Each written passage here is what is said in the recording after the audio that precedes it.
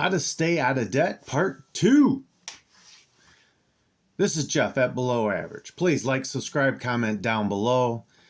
Give everybody else out there a scenario that you might be going through with, how you're struggling to stay out of debt or how you're able to keep staying out of debt. Well, my last video a few days ago, I wanted to clarify a thing on the title for that one is just how to stay out of debt. And at the end, I did have, which I know some people are going to think is a little controversial about using your 401k money to pay debt. But so I want a little bit of clarification on that. For one, it's not your first choice. It becomes a choice when you definitely have nothing else left. But definitely don't wait till you get way too backed up in a corner where your other thoughts are going to be maybe bankruptcy or anything along those lines. You want to try to stay out of that as much as possible. So what I mean by last choice to use your 401k to be able to pull money out to pay off debt or pay for things that need to be fixed. Just some easy examples so you can apply these to yourself to see where you're falling at in this kind of avenue. So I'm looking at you're physically already working, let's say 2 jobs, or at least 1 job with a lot of overtime. But I'm going to say that plus a second job.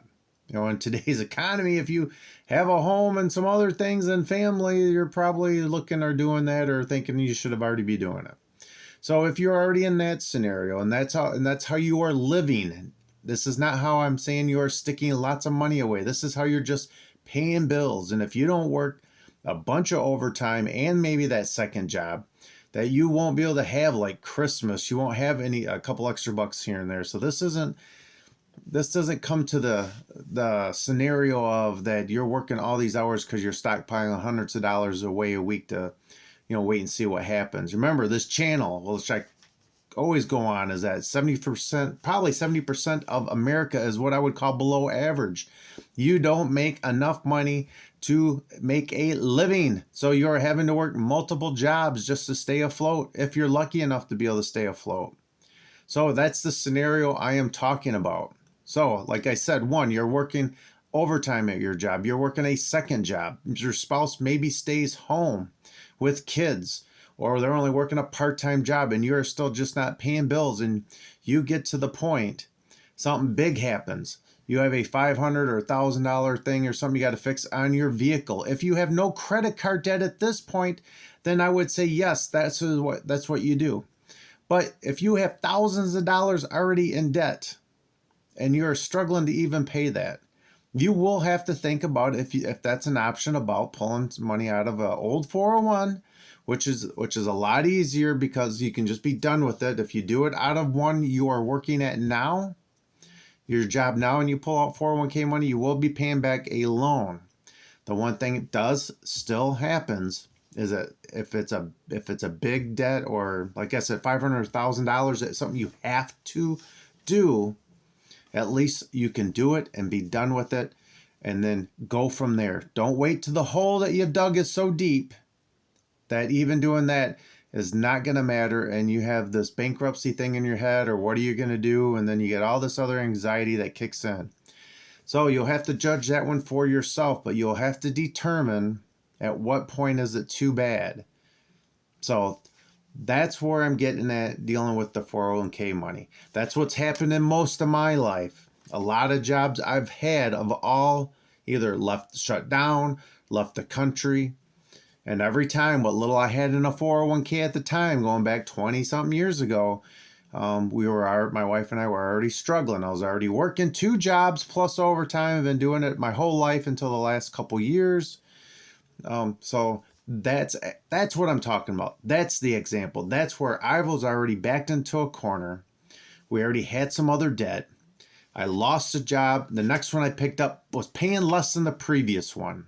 Like I said, this generations that are working now have never seen that before. I went through the generation of, I knew hundreds and hundreds of people that lost jobs, took a big pay cut just to have a job.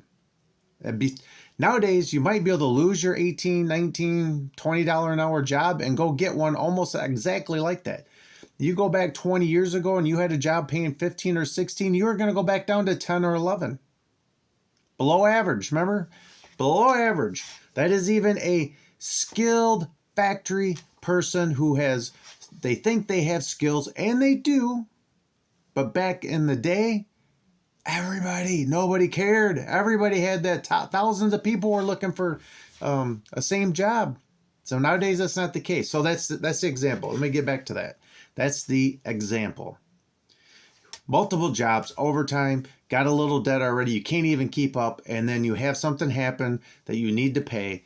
That is the avenue, one avenue to go to. If you keep going out and getting loans, even if you can do them and you're already struggling paying what you have, all you are is digging yourself a deeper hole for which you will not be able to get out of.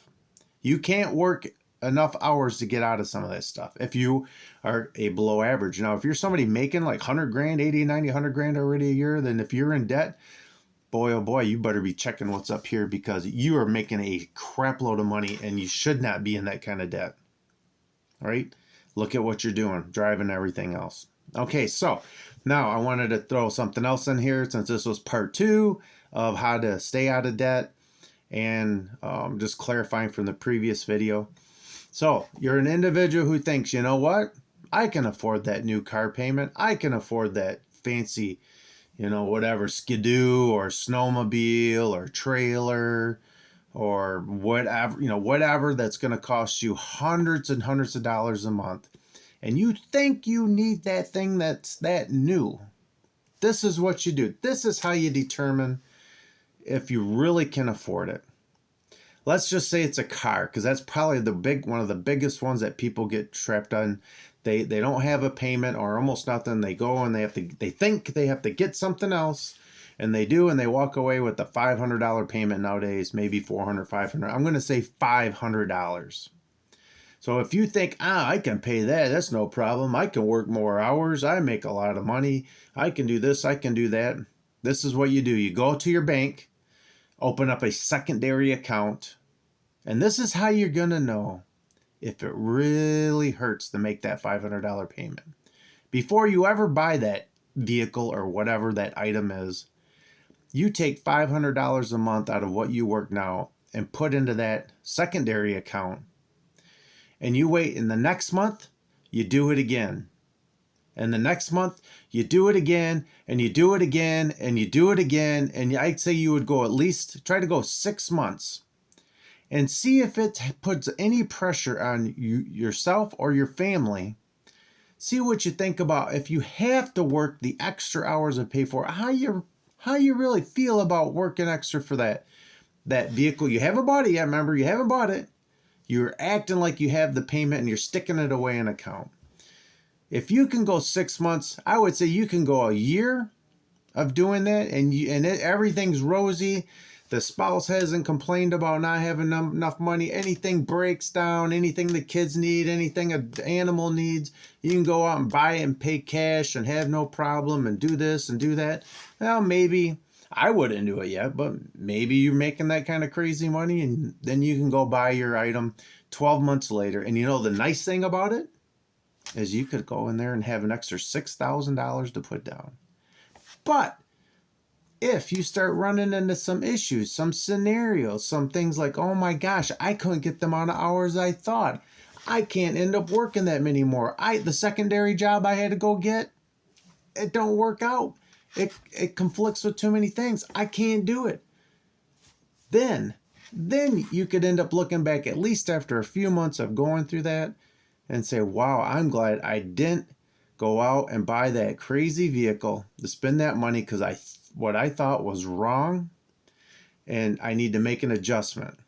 I need to find something a lot cheaper, or I need to not buy anything new and see what I can do about a nice older used vehicle, or fix the one you're driving up. Simple. It's simple. And then if you did wait 4 or 5, 6 months, you yourself will have a couple $1,000s stuck away, right? Then you can end up really looking at, where you stand on that. And if it's a $200 payment, same scenario, just go do it. Just go do it and see what it feels like. I guarantee you, no matter what, you are going to feel that after a bunch of months. You're going to be like, that's pretty tough. That's really tough. And then throw 4 more years into the mix. You're still paying on a vehicle and it starts breaking down. Now what are you going to do, right? That's just an example of something I thought my entire life, if I've ever got to the point that I thought I was going to go and be stupid and buy a brand new vehicle and have a crazy payment, I would have to go do that first. 2 things. Luckily, I never made quite enough money to ever even think about having something that kind of crazy payment-wise.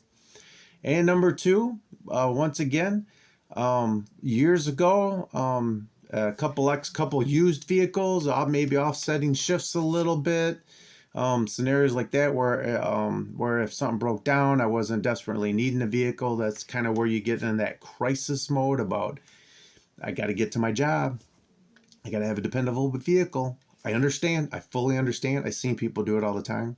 But you don't have to go that route. A good, used, dependable vehicle, maybe 2 if you're married. Offset some shifts if you can. And all those worries will be gone. And then the thing with the used vehicle, like I always say, and I've said in a lot of my videos, find a local person that will do side work on vehicles that can take care of that stuff and would be much quicker on jumping on it for you because they know you need it for work, and it's going to cost you maybe half the price in the labor. So you don't, and they'll tell you the truth. I don't trust most of those garages. Most of them are out there they're looking for the final dollar to make the big bucks. So try not to do that. But that's just an easy example of if you think you can afford X amount of price, open a side account, stick that money in there, go a bunch of months and see what it feels like before you ever do it. I guarantee you, no matter what, I guarantee you'll probably have a little bit more respect for the amount of money you earn, how much time it takes you to earn it, how much time you're away from your family, and all those. Huge. And your life. If you're young, you think you can do it. You can do it a little bit more when you're young. Throw 20, 30 years on yourself and you start thinking, oh my gosh, I can't keep doing this or I don't want to do it. More than half your life's over. That type of thing. So do that first. So and then I'm hoping it helps for me to clarify about using the 401k. Just don't go out, just use it for whatever. You have to be backed into a corner or if you're starting to feel like you're getting backed into a corner, you might need to utilize a little of that to intercede to end up taking that stress away. That's after. You better not be working 40 hours and doing it. You better be working 50 plus and a second job before you ever get to that point. That's probably half America, at least half America. That was me. That's been my whole life. So I know what it's like. I know how it is. I've worked with tons of people that all fall into those type of categories. Shoot, I've worked with people who did just what I said about using their 401k, and they're freaking making $100,000 a year. These people are freaking nuts. So hey, that's just a little update on the one on the video I just did a few days ago. If you see this one, and you watch this, look for the other one. It's just how to get out of debt, and this one I'm gonna put in there is how to get out of debt part 2. So you can get a little bit of an idea or some examples of what I've been talking about. Like I said, hey, please like, subscribe, say something down below. This is Christmas time. Somebody out there has already spent way too much, and then they're probably already crying over it, not sure what they're going to do, and think first of the year they're going to get this crazy raise. And then I guarantee they're going to go to work and they're going to get 20 cents an hour for the next whole year, and their insurance is going to go up. They're going to end up with about $5 more a week in their pocket, and then taxes come in, and now they're at probably $4. And guess what? $4 don't get you anywhere. So, hey, have a great Christmas. Please like, subscribe, comment down below. Please. Talk to you later. Bye.